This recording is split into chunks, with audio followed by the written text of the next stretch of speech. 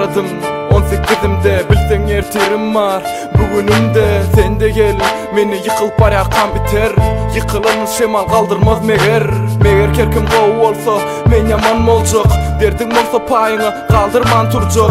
Doğa üstüne doğa yapman kam. Karanlıkdan korkurdum çıra yakman kam. Deyme öz tolkunumda men halim soňky soran.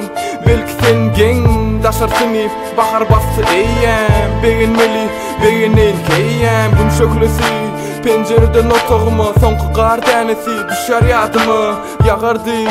Saçlar ağardı, ya da ul oldum ya da otak darallı. Ayrılık vatanımdan, göz yollarda yine bölüp çırık salı buğradan da. Bilmen dur kalmaktı yaş, ayakları çümdü daş. Ayrılık vatanımdan, göz yollarda yine bölüp çırık salı buğradan da. Bilmen dur kalmaktı yaş, ayakları çümdü daş.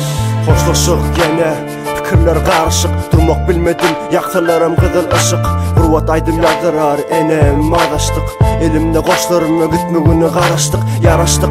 Öykülap giden dostluk onlar. Indi menen katı görme yok.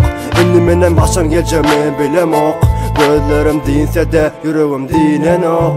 Oku düz korkam ok. Ölüm bu dünyada ertir olsa da enem atam doğan dostlarımdan menem uzakta.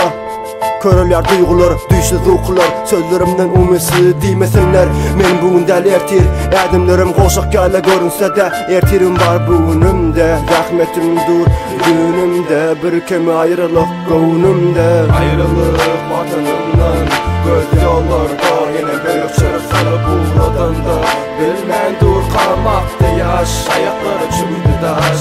Ayrılık vatanımdan, göz yollarda yine bölüp çırık salı buğradan da. Bilmen dur kalmaktı yaş, ayakları çümdü daş.